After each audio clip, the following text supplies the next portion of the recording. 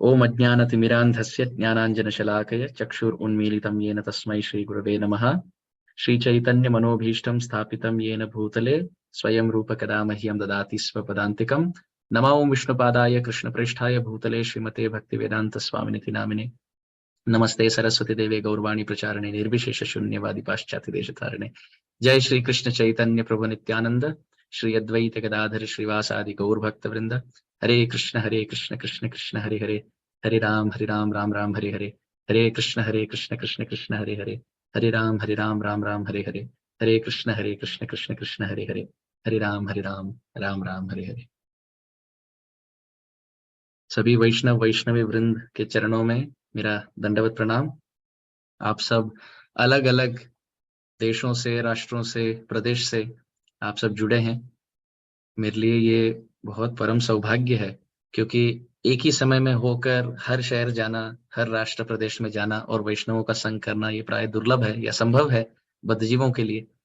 परंतु कलिकाल के इस आधुनिक अर्वाचीन मानव समाज के वैज्ञानिक इस समाज की जय हो कि हम सब एक ही स्थान में बैठे हैं, कुर्सी में बैठे हैं, फिर भी हम शिला गुरु महाराज, शिला लोकनाथ स्वामी महाराज के छत्र छाया में नाम जप कर पा रहे हैं और परस्पर भक्तों के संग में हम इस संग का लाभ ले पा रहे हैं। तो आज की कथा का जो शीर्षक है ये हम सबके लिए बहुत महत्वपूर्ण है। ये ऐसा एक विषय है, ऐसा एक तत्व है जिस पर जोर जितना दिया जाए उतना कम है।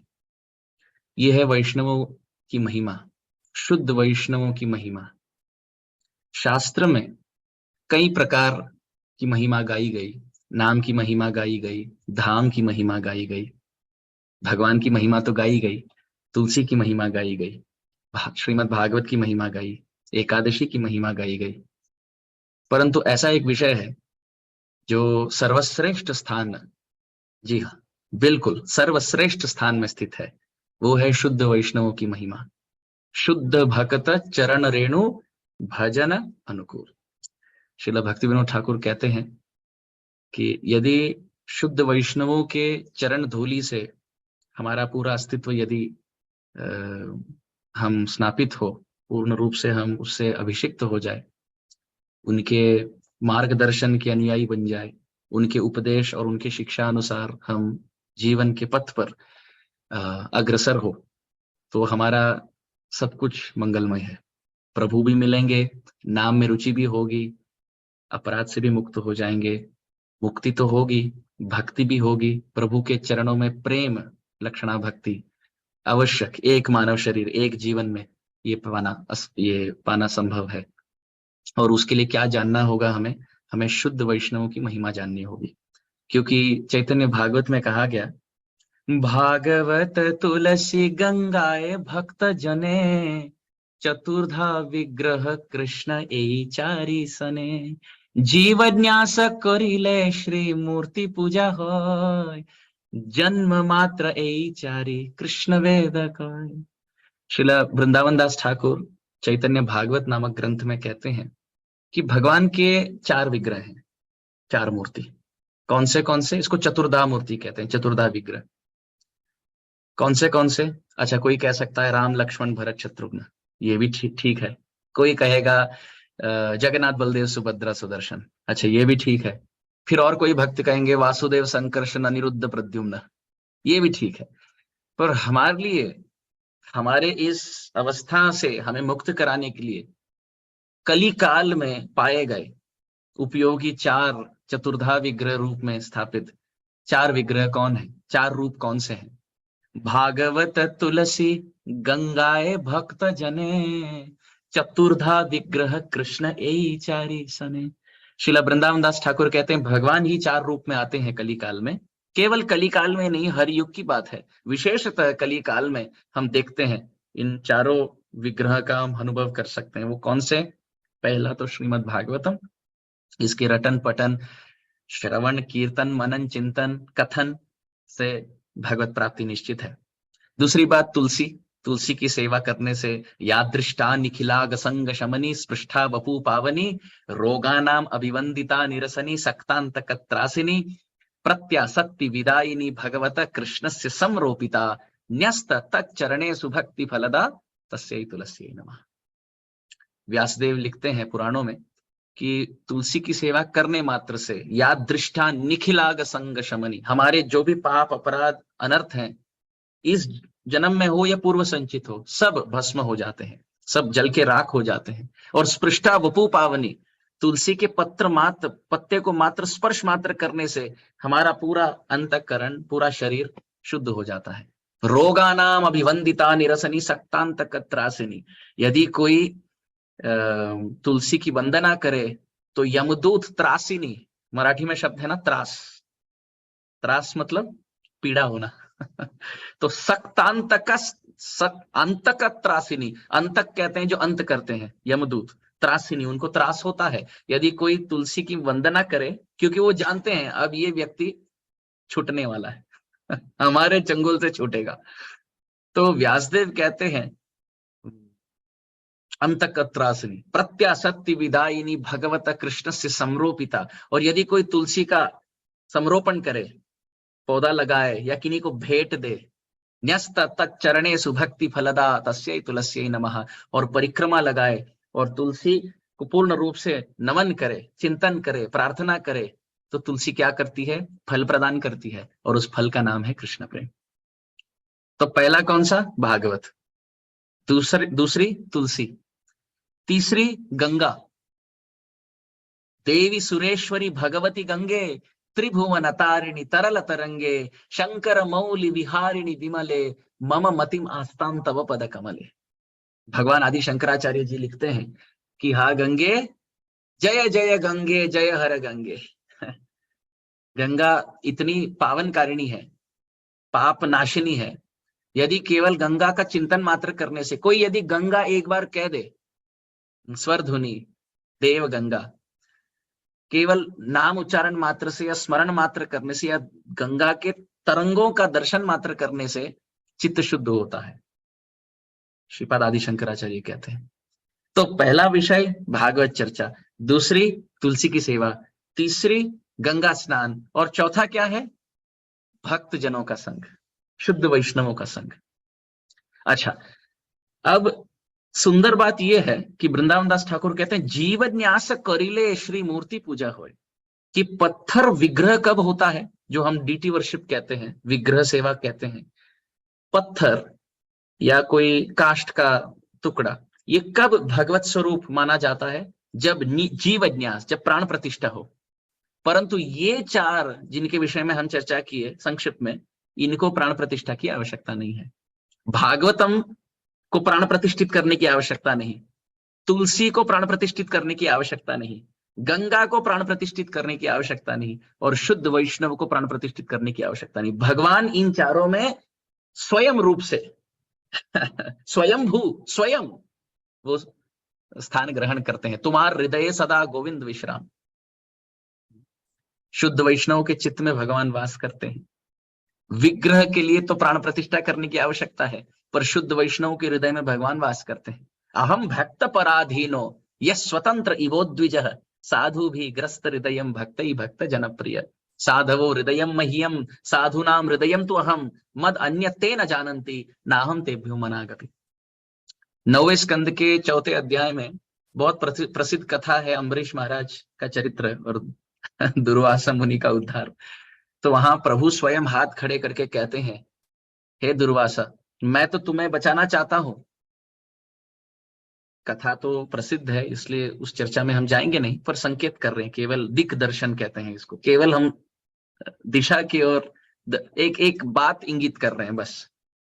तो जब दुर्वासा मुनि भाग रहे थे, रक्षा की याचना कर रहे थे, सुदर्शन चक्र उनके पीठ को मानो जलाकर राख कर रहा था, फोड़े हो रहे थे, जल रहा था शरीर, खून निकल रहा था, और दुर्वासा मुनि भगवान के चरण को धरते हैं। तो भगवान कहते हैं कि मैं क्या करूं मेरे हाथ भी बंधे हैं। किनके द्वारा? वैष्णवों के द्वारा, शुद्ध वैष्णवों के द्वारा। मैं तो चक्र से तुम्हें अभी मुक्त कराऊं, पर यदि मैं करूंगा तो जो शुद्ध वैष्णव है इस जगत में वो सब पीड़ित हो जाएंगे कि अम्बरीश महाराज का यहाँ अवहेलना या अपराध हो रहा है, और हे प्रभु आप अपने चक्र को पुनः लौट रहे हैं, ऐसे मत कीजिए। हाँ, जो अपराध दंड लगना चाहिए लगने दीजिए। तो भगवान कहते हैं अहम भक्त पराधीन। पराधीन शब्द देखिए, अधीन, किनके अधीन? पराधीन, भक्त के अधीन हूं मैं। जिन भगवान का वर्णन जन्माद्यस्य यतोन्वयाद इतरतश्चार्थेषु अभिज्ञ स्वराट, स्वराट शब्द का अर्थ है जिनके अधीन पूरा जगत है, और वो किन्हीं के अधीन नहीं है। वो पहला स्कंद के पहले अध्याय का पहले श्लोक की पहली पंक्ति है। और अब यहाँ इतने 9 स्कंद पढ़ने के बाद चौथे अध्याय पे आता प्रभु कहते हैं हम भक्त पराधीन। मैं शुद्ध वैष्णव के हाथ में कठपुतली के समान हूं। जारे जैचे नचाए ते तैचे करे नृत्य। वो जिस प्रकार मुझे नचाना चाहे मैं उस प्रकार नाचता हूं। केवल शुद्ध वैष्णव नहीं, भगवान कहते हैं साधु भी ग्रस्त हृदयम। ग्रस्त कहते हैं मानो यदि किसी के ज्योतिष शास्त्र के अनुसार किन्हीं की कुंडली पढ़ा जाए तो कहते हैं, वो शास्त्रज्ञ कहेगा, ज्योतिष वाला कहेगा अरे ये तो ग्रह ग्रस्त है, शनि द्वारा ग्रस्त है, राहु द्वारा ग्रस्त है। ग्रस्त मानो जैसे भूत हावी हो जाए तो उसको ग्रस्त कहते हैं। प्रभु कहते हैं साधु, हाँ साधु भी ग्रस्त हृदयम, मेरे हृदय को ग्रस्त किया किन्होंने? साधुओं ने। और केवल साधुओं ने नहीं, भक्त ही भक्त जनप्रिय, उनके जो भक्त हैं ना वो भी मुझे अधीन कर लेते हैं। सुंदर उदाहरण उसके लिए हम देख सकते हैं दशम स्कंद भागवत में। नागपत्नी भजन करते हैं, उद्धार होता है कालिये का। कालिया ने कभी भजन नहीं किया, यमुना में वास किया, ब्रज में वास किया, यमुना में वास किया, पर जल को विषैला बना रहा था। पर उनकी जो पत्नी थी या पत्नियां जो नाग पत्नी है, ये सब शुद्ध वैष्णवी थी, और उनके प्रार्थनाओं के बल से हुआ ये कि असंभव को संभव होना हुआ। अघटन घटन प्रति असी शक्ति, ये नाम है। दुर्घट घटन विधात्री, रूप गोस्वामी कहते हैं जो असंभव है उसको संभव करने वाली अचिंत्य शक्ति ये वैष्णवों में। जैसे सुंदर बात, हम कौन है? हम भोग पदार्थ है। जैसे अगर कोई समोसा बनाए, ये भोग है, उसमें तुलसी लगा दो, प्रभु अभी इसको ग्रहण करेंगे, और अब वो भोग नहीं रहा, अब वो प्रसाद हो गया। तुलसी मात्र लगाने से भोग्य अब प्रसाद हो गया। हम भी क्या हैं? जन्म जन्मांतर के भोग हैं, केवल भोग की अभिलाषा भरी है। और गुरुदेव क्या करते हैं, शुद्ध वैष्णव क्या करते हैं? कंठी लगा देते हैं तुलसी की। तो हम सब समोसे के समान हैं, भोग्य हैं, बस कंठी अब तुलसी लगा दिया, अब हम प्रसाद हो गए प्रभु के। तो असंभव को संभव करने की ये सामर्थ्य जो है शुद्ध वैष्णवों में। कालिये जैसे व्यक्ति को प्रभु के चरणारविंद में स्थित धूल सिर पे लगना, अभिषिक्त होना, स्पर्श होना, ये असंभव बात है। ब्रह्मा जी के लिए असंभव है। यम ब्रह्मा वरुणेन्द्र रुद्र मरुतस्तुन्वन्ति दिव्यैस्तवैः, देवताओं के लिए असंभव है भगवान की चरण धूलि। यस्यांग्रि पंकज शिर तब मान भंगे, रघुनाथ दास गोस्वामी कहते हैं। रुक्मिणी जी कहती है यस्यांग्रि पंकज रजस्नपनम महंतो वांछन्ति उमापति रिवात्म तमोपहत्यै। शिव जी, रुक्मिणी जी कह रही है कि शिव जी अपने शरीर को, यदि हम जिस प्रकार सोप नहीं लगाते हैं, शिव जी यदि कोई साबुन प्रयोग करे, वो कौन सा साबुन है? प्रभु के चरण में स्थित धूलि। अब ये कालिये को कैसे लग गया ये सौभाग्य? एक ही इसके पीछे कारण है, नागपत्नियों के साथ संबंध था। नागपत्नियों ने भजन किया, कालिया ने उनको रोका नहीं, बस उनके प्रार्थना के बल से भक्त ही भक्त जनप्रिय। प्रभु कहते हैं मैं तो भक्तों के अधीन हूं ही, शुद्ध वैष्णवों के अधीन हूं ही। अब उनके अधीन जो यदि हो जाए, हम उनके कृपा पात्र हो जाए, प्रभु कहते हैं मैं उन पर भी कृपा कर देता। गौर लीला में इसी का एक बहुत सुंदर उदाहरण है। सार्वभौम भट्टाचार्य शुद्ध वैष्णव है। अच्छा, उनके दामाद का नाम था अमोघ। अब अमोघ ये जो है ईर्षा और द्वेष का मूर्तिमान स्वरूप। महाप्रभु प्रसाद पा रहे हैं, अब अमोघ ने अपनी पीपड़ी बजा दी, टीका प्रारंभ हो गया। कैसा सन्यासी है, इतना भोग खाता है। ये सन्यासी, ये स्वयं जगन्नाथ जी हैं। 56 भोग नहीं पाएंगे तो फिर क्या, केवल चरणामृत पाकर निकलेंगे? ये तो स्वयं जगन्नाथ है, अन्न ब्रह्मन है। अब अमोघ ये मानो दोष दर्शन कर रहे हैं। सार्वभौम भट्टाचार्य को अच्छा नहीं लगा, तो काटी लेके भागने लगे पीछे। परम पूज्यपाद श्रील राधानाथ स्वामी महाराज वर्णन करते हैं कि इस संदर्भ में महाप्रभु ने कहा, अरे छोड़ तो, बच्चा है अमोघ। अमोघ ने कुछ कह दिया और सार्वभौम भट्टाचार्य आप भाग रहे काटी लेकर, छोड़ दो। महाप्रभु कहते हैं ये बच्चा है। अच्छा, क्यों महाप्रभु ऐसे कह रहे हैं? परम पूज्यपाद श्रील राधानाथ स्वामी महाराज अपने क्लास में वर्णन करते हैं कि महाप्रभु जब छोटे थे यही हुआ उनके साथ भी। ब्राह्मण आया था घर, कंठी गोपाल, गोपाल को धारण करते हुए कंठी गोपाल, वो आप तो कथा जानते ही हैं, संक्षिप्त में वर्णन कर देते हैं। बार बार वो भोग अर्पित करते थे प्रसाद बनाने के लिए, और गोपाल को आमंत्रण देते थे, निवेदित करते थे, आइए स्वागतम स्वागतम सुस्वागतम। और नेत्र मूंद कर प्रार्थना कर रहे हैं तो गोपाल जी वही है बाजू के खोली में, आ गए निमाई पंडित, बैठ गए और पाने लगे। अब हुआ ये कि जब ब्राह्मण ने ये देखा, हाय हाय निमाय कर क्या रहे हो, मैं पुकार रहा हूं गोपाल को, तुम क्यों खा रहे हो? तो निमाई सोच रहे हैं, अब पुकार रहे हो गोपाल को, फिर पूछ रहे हो गोपाल को आके खाते क्यों हो? मैं ही हूं वो, जय गौर सही कृष्ण सही जगन्नाथ। एक बार हुआ, दो बार हुआ, तीन बार हुआ। अब जगन्नाथ मिश्र जी काटी लेकर भाग रहे थे छोटे निमाई के पीछे, तो कंठी गोपाल ने क्या कहा? कंठी गोपाल के पुजारी ब्राह्मण ने, अरे छोड़ दो बच्चा है। महाप्रभु को मानो ये स्मरण हुआ कि बाल्य अवस्था में मैं भी तो ऐसे ही था, और मेरे पीछे काटी लेकर भागने वाले जगन्नाथ मिश्र जी को रोकने वाले ब्राह्मण थे। अब वही कथा यहां आ गई, और यहाँ सार्वभौम भट्टाचार्य जगन्नाथ मिश्र की तरह काटी लेकर भाग रहे हैं। किनके पीछे? अमोघ के पीछे, वो भी ब्राह्मण है, सार्वभौम भट्टाचार्य भी ब्राह्मण है, और यहाँ अमोघ जी भाग रहे हैं छोटे निमाई के समान। और जिस प्रकार तब कंठी गोपाल के पुजारी ब्राह्मण ने कहा, अरे छोड़ दो जगन्नाथ मिश्र जी को, ये छोटा सा बच्चा है, उसी भाव में अब महाप्रभु ने कहा अमोघ को छोड़ दो, ये भी बच्चा है।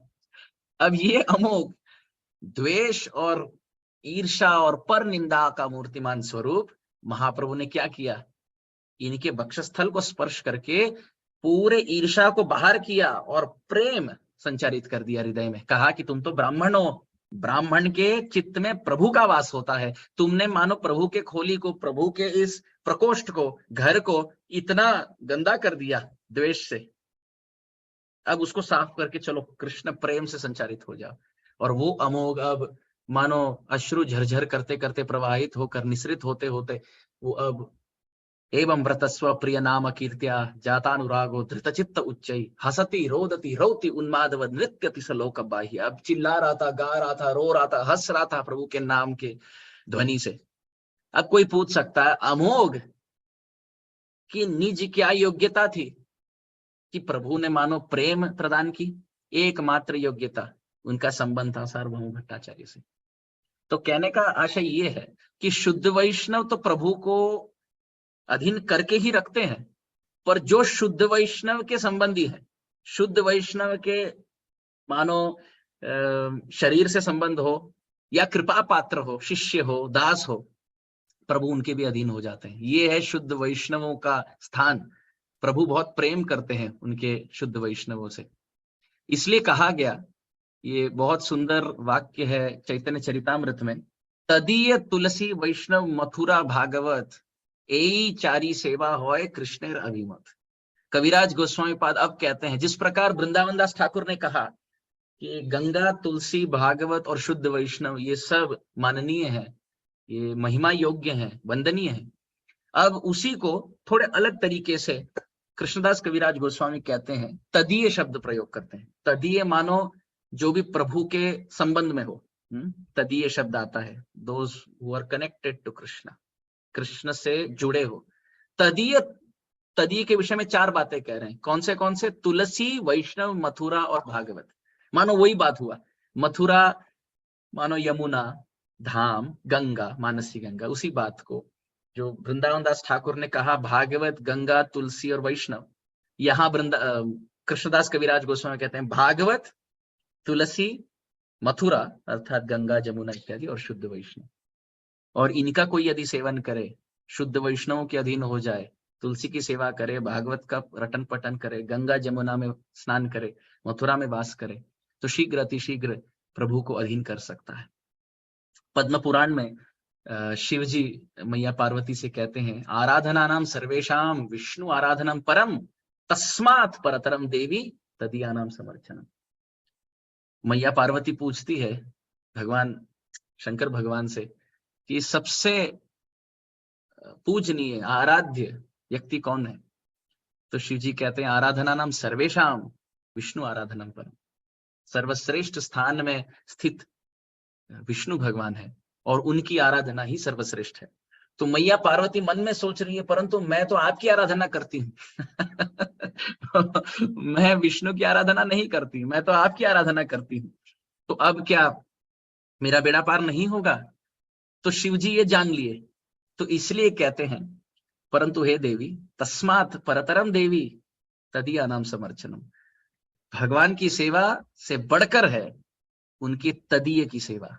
और तदीय माने शिव जी भी आ जाते हैं, क्योंकि वो भगवान भगवान के शुद्ध वैष्णव है। वैष्णवा नाम यथा शंभु।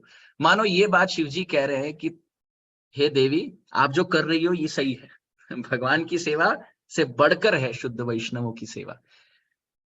कई बार तो हमें लगता है कि शुद्ध वैष्णव, अरे ये तो मर्त्य बुद्धि के हिसाब से हम सोचते हैं, अरे ये तो दूसरे स्थान में है, भगवान पहले स्थान में। परंतु हरिभक्ति विलास में एक बहुत सुंदर बात कही गई, श्रीला सनातन गोस्वामी पाद और श्रीला गोपाल भट्ट गोस्वामी द्वारा ये बहुत सुंदर ग्रंथ रची गई हरिभक्ति विलास। इसके 10वें विलास में जो भक्ति रसामृत सिंधु में रूप गोस्वामी पाद भी लिखते हैं, वहां कहा गया, यदि कोई भगवान की आराधना करे और शुद्ध वैष्णवों के अधीन ना हो, शुद्ध वैष्णवों को उनकी सेवा ना करे, तो क्या क्या होता है, परिणाम क्या होता है? संस्कृत में कहा गया, अर्चयित्वा तो गोविंदम तदीयान न अर्चयेतु यह।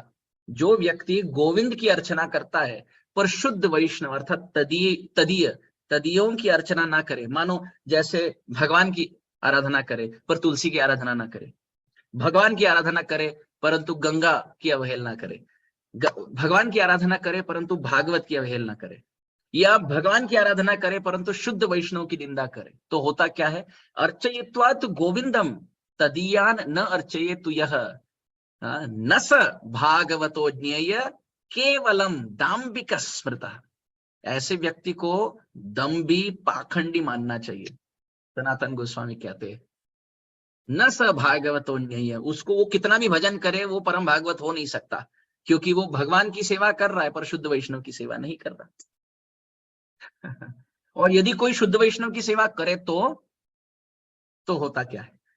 मद भक्त पूजा अभ्यधिका। 11वें स्कंद में भगवान उद्धव जी से कहते हैं, भगवान कृष्ण उद्धव जी से कहते हैं, यदि कोई मेरा भजन करता है तो सुंदर है, पर यदि कोई मेरे शुद्ध भक्त को भजता है, उनकी कथा सुनता है, उनके कीर्तन सुनता है, उनके उपदेश और मार्गदर्शन के लक्ष्मण रेखा के अंतर्गत रहता है, उनके मार्गदर्शन के अनुसार जीवन में मानो पथ अग्रसर होता है, अनुयायी बनता है, जीवन के हमारे जीवन शैली को इस प्रकार से मोड़ता है जिस प्रकार से शुद्ध वैष्णवों का चिंतन हो, शुद्ध वैष्णवों का मार्गदर्शन हो।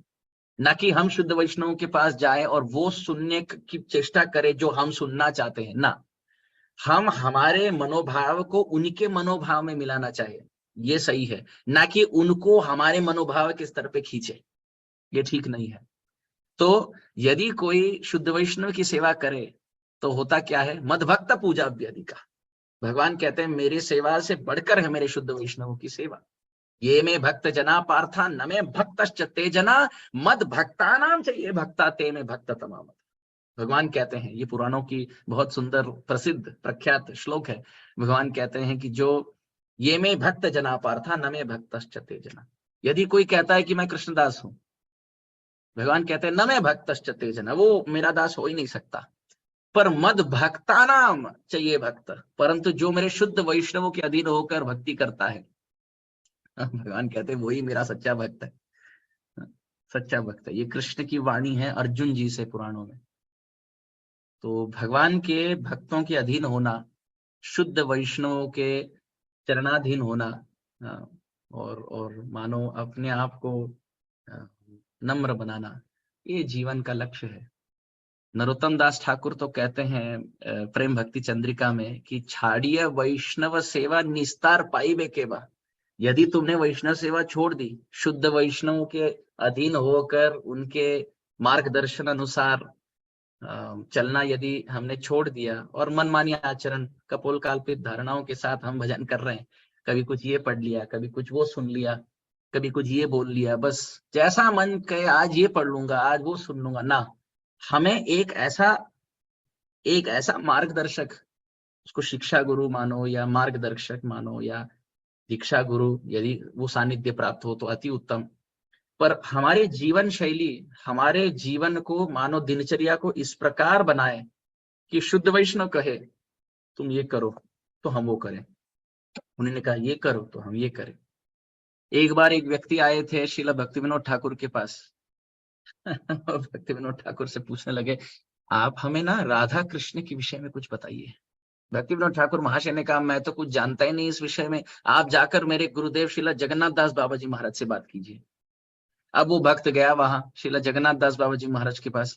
श्रील जगन्नाथ दास बाबा जी महाराज ने 6 महीने तो केवल उनके पेड़ पौधों को पानी देने की जो सेवा है इसमें बगीचे में लगा दी। वो व्यक्ति सोच रहा है 6 महीने से मैं पानी दे रहा हूँ, उनके पेड़ पौधों को मैं मानो पानी देकर पोषित कर रहा हूँ, पर मेरे हृदय का जो पेड़ पौधा है भक्ति लता, इनका क्या? जिज्ञासा, जिस भाव से, उत्सुकता से, व्याकुलता से मैं आया था राधा कृष्ण के विषय में, उनका और इन पेड़ पौधों को जल देने, सिंचन का क्या संबंध? तो मन हट गया जगन्नाथ दास बाबा जी महाराज के निज सेवा से, लौट कर आ गए श्रीला भक्ति विनोद ठाकुर के पास और कहने लगे, हम क्या वहां पेड़ पौधों को जल चढ़ाने के लिए गए थे? हमें तो राधा कृष्ण के विषय में सुनना था। श्रीला भक्ति विनोद ठाकुर को फिर मानो बहुत दया आई। ये व्यक्ति कह रहा था, पेड़ पौधों को पानी तो मैं अपने घर में भी दे सकता हूँ, चलकर मैं जगन्नाथ दास बाबा जी महाराज के बगीचे में आने की, उद्यान में आने की क्या आवश्यकता? श्रीला भक्ति विनोद ठाकुर ने कहा, यदि तुम अपने पेड़ पौधों को, अपने बगीचे में तुम यदि जल सिंचन करो, जल अर्पण करो, तो इसको कहते हैं कर्म, क्योंकि अभी भी मन चल रहा है। हम इस जगत में क्यों हैं? क्योंकि मिथ्या अहंकार है, मन का मनमानी आचरण चल रहा है, मन स्वामी बन के बैठा है, इंद्रियों में पूरा राज्य चल कारोबार संभाल रहा है। मन कहता है यहां जाओ, मन कहता है ऐसे बोलो, मन कहता है ऐसे व्यवहार करो, हम मानो कठपुतली की जैसे चल रहे हैं। तो मन कहता है ये पढ़ो, मन कहता है ये बोलो, कथा ये सुनो, मन अभी तक शांत हुआ नहीं, मिथ्या अहंकार के स्तर से चल रहा है। मन कहता है अब मैं 64 माला करूंगा, चलो 64 माला कर भी लिया, हुआ ये कि मिथ्या अहंकार पुष्ट हुआ, क्योंकि मन के अधीन चल रहे हैं हम अभी। श्रील भक्ति विनोद ठाकुर ने कहा, यदि तुम अपने बगीचे में जल अगर यदि अर्पित किए होते तो उसको कर्म कहते हैं, क्योंकि अभी भी मन एक्टिव है, मन के अधीन हो रहा है।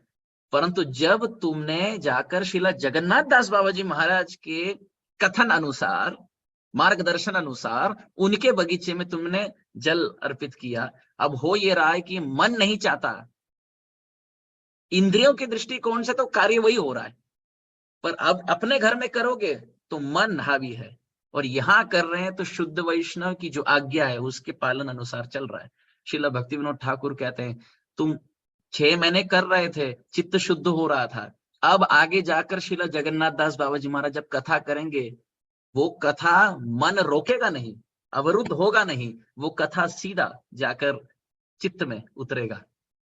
तो सेवा करने से होता है, शुद्ध वैष्णवों के अधीन होने से मिथ्या अहंकार पुष्ट नहीं होता, रुष्ट होता है हम जब काम करते हैं तो मिथ्या अहंकार पुष्ट होता है, शुद्ध वैष्णवों के अधीन रहते हैं तो वो रुष्ट हो जाता है और अपने खेल को समाप्त कर लेता है। मिथ्या अहंकार खेल समाप्त किया तो हमारा खेल बन गया, हमारा खेल बन गया। तो इसलिए साधु संग, नाम कीर्तन, भागवत श्रवण, मथुरावास श्रीमूर्ति श्रद्धया से। चैतन्य चरितामृत में वर्णन आता है कि शुद्ध वैष्णवों के चरण अनुसार और उनके चरण अधीन होकर मार्गदर्शन अनुसार जब हम भजन करते हैं तो सब कुछ कुशल मंगल है। अंतिम एक बात कहकर मैं वाणी को विराम दूंगा। चैतन्य चरितामृत में मध्य लीला में ये कथा आती है कि महाराज प्रताप रुद्र बहुत चाहते थे कि मैं श्री चैतन्य महाप्रभु को मिलूं और उनके कृपा पात्र बनूं, परंतु श्री चैतन्य महाप्रभु कहते थे निष्किंचनस्य भगवत भजनोन्मुखस्य पारम परम जिगमिशोर भवसागरस्य समदर्शनम विषयिनाम अथ योषितानाम हा हंत हंत विष भक्षणतोप्य साधु। महाप्रभु की वाणी है, थोड़ी लंबी है पर महाप्रभु की वाणी है। महाप्रभु महाराज प्रताप रुद्र से कभी नहीं भेंट करते थे, मिलते नहीं थे। क्यों? कहते थे यदि कोई भजन करना चाहता है, भवसागर पार करना चाहता है, तो उनको दो लोगों से दूर रहना होगा। पुरुष शरीरधारी भक्त हो तो स्त्री से, और स्त्री शरीरधारी माता हो तो पुरुष से। ये पहली बात, दूर होना होगा। दूसरी बात, जो नास्तिक हो, बड़े भोग ऐश्वर्य के पद में सुसंपन्न हो, ऐसे व्यक्ति से यदि हम भेंट करेंगे, मिलेंगे, तो उनके संग से रंग चढ़ेगा, उनकी भोग वृत्ति हमारे चित्त पे उतरेगी। तो महाप्रभु कहते थे कि अब महाराज प्रताप रुद्र तो पुरुष हैं, परंतु राजा हैं। सन्यासी मैं, वो राजा, मैं क्यों मिलूं? नहीं मिलना चाहता। तो महाराज प्रताप रुद्र शुद्ध वैष्णव हैं, बहुत प्रयास करते थे बेचारे, पर महाप्रभु नहीं मिलते थे। तो कविराज गोस्वामी लिखते हैं कि रामानंद राय ये महाराज प्रताप रुद्र के अधीन काम करते थे, कार्यालय में कार्यरत थे, और रामानंद राय महाप्रभु के बहुत विशेष कृपा पात्र थे, गृहस्थ थे, कृपा पात्र थे। महाराज प्रताप रुद्र को कभी ईर्षा नहीं हुई, अरे मैं राजा हूं जगन्नाथपुरी का और महाप्रभु देखते तक नहीं, और मेरे अधीन ये कार्यालय में जो कार्य करता है रामानंद राय, वो इनको तो बनो ललिता विशाखा के समान स्वरूप दामोदर रामानंद राय ऐसे पकड़ के रखा है। कभी ईर्षा नहीं हुई। महाराज प्रताप रुद्र तो रामानंद राय जी को कहने लगे, आप क्यों सेवा करते हैं मेरे कार्यालय में? आप महाप्रभु के चरण की सेवा कीजिए आजीवन, और जो आपकी तनख्वाह है, जो वेतन है, ये आजीवन मैं देता रहूंगा। मैं तो महाप्रभु की सेवा कर नहीं पा रहा, मैं तो उनके कृपा पात्र हो नहीं पा रहा, आप बनिए, आप तो हैं ही, मैं आपके कृपा पात्र बनना चाहता हूँ, आपकी सेवा मैं करूंगा, आप मुझे आशीर्वाद देंगे तो इसको मैं महाप्रभु की आशीर्वाद मानूंगा। ये देखकर महाप्रभु बहुत संतुष्ट हुए। कविराज गोस्वामी कहते हैं, प्रभु कहे तुम्ही कृष्ण भक्त प्रधान, तुमा के जे प्रीति करे से भाग्यवान। महाप्रभु ने कहा रामानंद राय से, प्रभु कहे तुम्ही कृष्ण भक्त प्रधान, हे रामानंद राय, सभी भक्तों में आपका स्थान सर्वश्रेष्ठ है, और तुमा के जे प्रीति करे से भाग्यवान, आपके चरणों से जो प्रीति करता है वो भाग्यवान है। जिस प्रकार ये राजा, तुमाते जे एत प्रीति हैला राजार, ए गुण कृष्ण तार करे अंगीकार। कि राजा महाराज प्रताप रुद्र आप पर इतनी प्रीति रखते हैं, इतनी आस्था है, इतना प्रेम करते हैं आप पर। ये देखकर महाप्रभु कहने लगे कि मुझे बहुत आशा है, और मैं विश्वास के साथ कह सकता हूं कि इस गुण को देखकर कृष्ण बहुत जल्दी, शीघ्र अतिशीघ्र राजा पर बरस पड़ेंगे, कृपा की बरसात होगी। क्या गुण देखकर? ये गुण देखकर कि रामानंद राय भक्त प्रधान है और महाराज प्रताप रुद्र प्रीति करते हैं उनसे, द्वेष नहीं करते। तो अंतिम बात तो मैं ये कहूंगा कि सजातीय आशये स्निग्धे साधु संग स्वतोवरे। भक्ति रसामृत सिंधु में रूप गोस्वामी कहते हैं, यदि कोई सजातीय हो, मानो यदि हम कृष्ण भक्ति करना चाहते हैं और वो भी कृष्ण भक्त है, या हम राम भक्ति करना चाहते हैं वो भी राम भक्त हैं, इसको कहते हैं सजातीय। मानो इष्ट देव एक है। यदि कोई सजातीय है और हम पर प्रेम करता है, बहुत प्रीति करते हैं, हम उनके कृपा पात्र हैं, दूसरी बात, और तीसरी बात हमसे वरिष्ठ हैं, स्वतोवरे। तो इन तीन गुण को यदि मिला जाए तब वो साधु संघ कहलाता है। वैष्णव हमसे वरिष्ठ हो, उसी इष्ट देव की आराधना में रंगे हो जिन इष्ट देव की प्राप्ति हम करना चाहें, और तीसरी बात, वो हम पर प्रेम करे, कृपा करे, समय दे। विशेष यदि हम उनका हृदय जीत लेते हैं सेवा से, और वो प्रभु के मानो निकटतम पार्षद हैं, तो अब इस संबंध से बात बनने लगेगी। यदि ये संबंध ना हो, शुद्ध वैष्णवों की चरणाश्रित भाव ना हो, यदि हमारे चित्त में शुद्ध वैष्णवों को खोजना, उनकी सेवा में रहना, यदि ये भाव नहीं है तो हम अकेले कितना भी चाहे हाथ पैर मारे, प्रभु की प्राप्ति मानो प्राय असंभव है। जिस प्रकार मैया यशोदा दाम बंधन लीला में सिखाती है, चाहे जितना भागो, चाहे जितना स्वेद बिंदु से पसीने से लथपथ हो जाओ, प्रभु नहीं बंधेंगे। जब हम शुद्ध वैष्णव मानो अन्य गोपियों के घर से रसी लाएंगे, मानो साधु संग करेंगे उनकी कृपा रूपी डोरी को ग्रहण करेंगे, फिर हमारे साधना के साथ और उनकी कृपा के साथ जो प्रभु कभी बनते नहीं वो भी बंध जाते हैं। तो यही पूरे कथा का यही शीर्षक और यही आशय था। तो साधु संग, शुद्ध वैष्णव के संग को प्राप्त करना, शुद्ध वैष्णव को ही हमारे भजन के विषय विग्रह बनाना। जहां भी शुद्ध वैष्णवों का संग मिले, सब कुछ छोड़कर भागना चाहिए। हम अकेले कितना नाम जप पाएंगे? यदि 3 लाख नाम भी जप पाए फिर भी चित्त में वो रंग चढ़ेगा नहीं, जितना शुद्ध वैष्णवों के संग से और उनके आदेश अनुसार यदि हम उनकी सेवा में है और 32 माला कर पा रहे, चाहे 1 लाख 2 लाख 3 लाख ना सही, चल कोई बात नहीं, 25 माला कर रहे हैं, 32 माला कर रहे हैं, और शुद्ध वैष्णव कहते हैं राइट मुड़ना है तो हम राइट मुड़ते हैं, फिर वो कहते हैं नहीं लेफ्ट मुड़ना है तो हम लेफ्ट मुड़ते हैं। हमने अपने आप को बेच दिया, हमने अपने आप को, हमारे मिथ्या अहंकार को, हमारे मन के मनमानी खेल को मानो इस रस्सी को छोड़ दिया। और जिस प्रकार अर्जुन ने डोरी रस्सी दे दी प्रभु के हाथों में और समर्पित हो गए, तब से तो गीता प्रारंभ हुई ना। तो हम अभी फिलहाल हमारे जीवन रूपी गीता के पहले अध्याय में है, जहां हम मालिक हैं और भगवान को दास मानकर कहते हैं सेनयोर उभयोर मध्य रथम स्थापयामि अच्युत। मैं चाहता हूं, मैं जानता हूं मैं क्या चाहता हूं, और तुम बस हे कृष्णा वही करो जो मैं चाहूं। पर गीता तब प्रारंभ होती है जब अर्जुन के रूप में हम गिर जाते हैं घुटनों के बल पर और प्रभु को कहते हैं आप जिस प्रकार हमें नचाना चाहो शुद्ध वैष्णव के माध्यम से, हम वैसे नाचेंगे हे प्रभु। तब गीता प्रारंभ होती है। गौर प्रेमानंदे हरि हरि बोल। शुद्ध वैष्णव संघ की जय, गुरु वर्ग की जय, श्रील प्रभुपाद की जय। निताय गौर प्रेमानंद।